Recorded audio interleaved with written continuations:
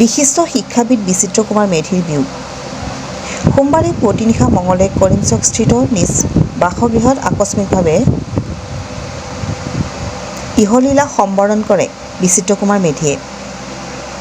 পুথিমাৰী হাইস্কুলত চাকৰি জীৱনৰ পাতনি মেলা শিক্ষাবিদগৰাকীয়ে পৰৱৰ্তী সময়ত মঙলদৈ মহাবিদ্যালয়ৰ ভূগোল বিভাগৰ অধ্যাপক হিচাপে যোগদান কৰে। তেখেত মঙলদৈ মহাবিদ্যালয়ৰ অধ্যক্ষৰ পদো অলংকৃত কৰিছিল। বিচিত্ৰ কুমাৰ মেধি কেৱল শিক্ষাবিদেই নহয়, তেখেত নৰ্থ মঙলদৈ ক্লাবৰ প্ৰাক্তন সভাপতি, মঙলদৈ ক্ৰীড়া সন্থাৰ প্ৰাক্তন সভাপতি, অভিজ্ঞ ৰেফাৰী আৰু বহুতো কাকত আলোচনী আৰু স্মৃতিগ্ৰন্থৰ সম্পাদক হিচাপে জনপ্ৰিয় আছিল। অসমীয়া ভাষাৰ বানান আৰু ভাষাশৈলীৰ ক্ষেত্ৰতো তেওঁৰ গভীৰ দখল আছিল।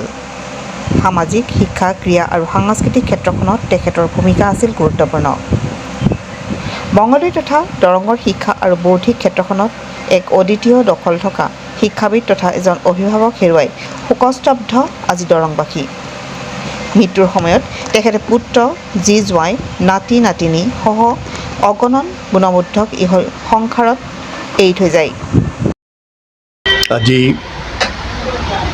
শেষ নিশা তেখেত আমাৰ মাজৰ পৰা আঁতৰি গ'ল। আমি একেলগতে আছিলোঁ, শৈশৱৰ পৰা একেলগে ডাঙৰ হৈছোঁ আৰু হাইস্কুলীয়া দিনৰ পৰা বিভিন্ন সামাজিক কাম কাজত আমি জড়িত হৈছিলোঁ দুয়ো। আমি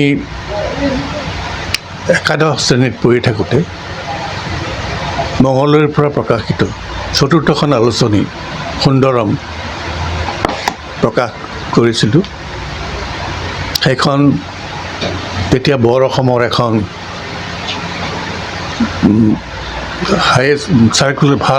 ভাল প্ৰচাৰ থকা এখন আলোচনী আছিলে। সেই সময়ত 2000 কপি চাৰ্কুলেশ্যন আছিল আৰু বিচিত্ৰ মেধি আলোচনীখনৰ সহকাৰী সম্পাদক আছিল। সম্পাদক আছিলে ডাক্তৰ নৱ হাজৰিকা চিপাঝাৰৰ, আৰু মই আছিলোঁ প্ৰকাশক।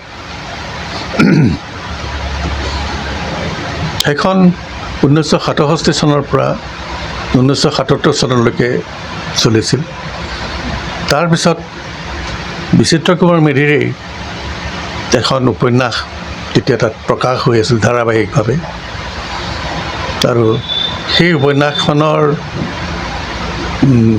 ভিতৰত কেইটামান শাৰী এখন গাঁৱৰ ৰাইজক আক্ৰমণ কৰা বুলি, বেয়াকৈ ইংগিত কৰা বুলি সেই গাঁওখনৰ ৰাইজে আমাৰ ওপৰত, আলোচনীখনৰ ওপৰত সম্পাদক, প্ৰকাশক, লেখক এই সকলোৰে ওপৰত এটা গোচৰ ধৰিলে, আৰু সেই গোচৰটোত আমি গুৱাহাটীত লৈ অহা যোৱা কৰোঁতেই আমাৰ যিখিনি টকা আছিল এই আটাইখিনি টকা শেষ হ'ল আৰু আলোচনীখনৰ অকাল মৃত্যু হ'ল।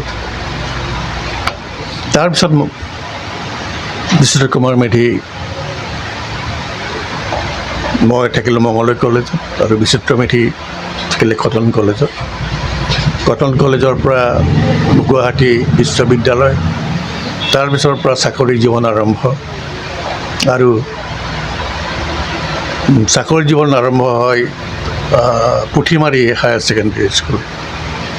তাৰ পৰা আহি মঙলদৈ কলেজত তেওঁ যোগদান কৰে। পিতৃ মাতৃ বিপিন চন্দ্ৰ মেধি আছিলে পিতৃ, আৰু মাতৃ আছিলে স্নেহলতা মেধি। তেখেতৰ ভাতৃসকলো বিখ্যাত, গোটেই পৰিয়ালটোৱে বিখ্যাত। দেউতাক বিপিন চন্দ্ৰ মেধি আছিলে এজন স্বাধীনতা যুঁজাৰু, আৰু তেখেত স্বনামধন্য এজন স্বাধীনতা যুঁজাৰু, আৰু মাতৃও আছিলে মঙলদৈৰ প্ৰথম গ্ৰেজুৱেট, আৰু তেওঁ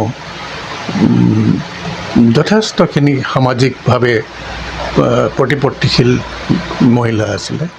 আমি বিচিত্ৰ মেধি ছাৰৰ বিদেহ আত্মাৰ চিৰশান্তি ভগৱানৰ ওচৰত প্ৰাৰ্থনা জনাইছোঁ।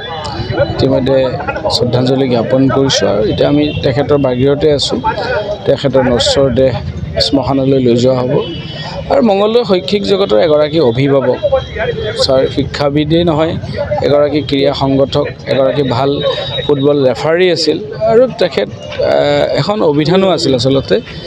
বহুখিনি শৈক্ষিক ক্ষেত্ৰখনত সাহিত্য জগতখনত যথেষ্ট তেখেতৰ ভঁৰাল আছিল।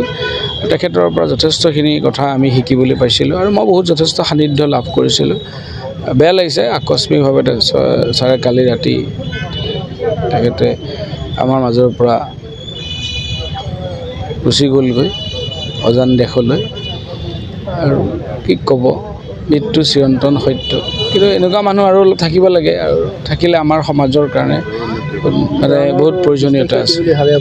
ডেফিনেটলি দৰঙৰ নহয় অসমৰে এগৰাকী ভাল মঙলদৈ মহাবিদ্যালয়ত তেখেতে ভূগোল বিষয়টো পঢ়াইছিল আৰু ছাত্ৰ ছাত্ৰী বহুত উপকৃত, বহুত ছাত্ৰ ছাত্ৰীয়ে তেখেতৰ সেই শিক্ষা লাভ কৰি সংস্থাপিত হৈছে আৰু ভাল মানুহ আছা। অধ্যাপক বিচিত্ৰ কুমাৰ মেধিৰ আজি পুৱতি নিশা পৰলোক প্ৰাপ্তি ঘটে আকস্মিকভাৱে, আৰু এই খবৰ বিয়পি পৰাৰ লগে লগে তেখেতৰ বাসগৃহত আহি গোটেই জিলাখনৰ আৰু মঙলদৈ সদৰৰ বিশিষ্ট লোকসকলে আহি ভিৰ কৰে আৰু দৰংবাসী শোকস্তব্ধ হৈ যায়, ম্ৰিয়মান হয় মঙলদৈবাসী। তেখেত এগৰাকী নম্ৰতা ভদ্ৰতাৰ মূৰ্ত প্ৰতীক আছিল। দৰঙীয়া সমাজ জীৱনৰ এগৰাকী মহিৰো আছিলে। তেখেত সুদক্ষ ৰেফাৰী আছিলে, মঙলদৈ মহাবিদ্যালয়ৰ অৱসৰী অধ্যক্ষ আৰু নৰ্থ মঙলদৈ ক্লাবৰ এগৰাকী অন্যতম প্ৰতিষ্ঠাপক। উত্তৰ মঙলদৈ উন্নতি সাধিনী সভাৰো তেখেত এগৰাকী অন্যতম প্ৰতিষ্ঠাপক, মঙলদৈ ক্ৰীড়া সন্থাৰ প্ৰাক্তন উপসভাপতি। আৰু বিশেষকৈ তেখেতে অসমীয়া ভাষা আৰু অসমীয়া শব্দ ব্যৱহাৰৰ ক্ষেত্ৰত অতি সাৱধান আছিল আৰু সকলোকে শিকাইছিল। আমাকো ছাৰে শিকাইছিল, আমাৰ শিক্ষাগুৰু আছিলে। তেখেতৰ এই আকস্মিক মৃত্যুত মঙলদৈ উকা হৈ গ'ল, দৰংবাসী ম্ৰিয়মান হ'ল আৰু কৰিম চকটো ক্ষুধা হৈ পৰিল।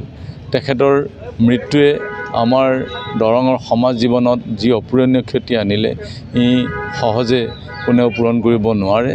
ছাৰৰ বিদেহ আত্মাৰ আমি সদগতি কামনা কৰিছোঁ আৰু পৰিয়ালবৰ্গলৈ আমি সদৌ অসম গৰিয়ামূৰীয়া দিশী জাতীয় পৰিষদৰ তৰফৰ পৰা গভীৰ সমবেদনা জ্ঞাপন কৰিছোঁ।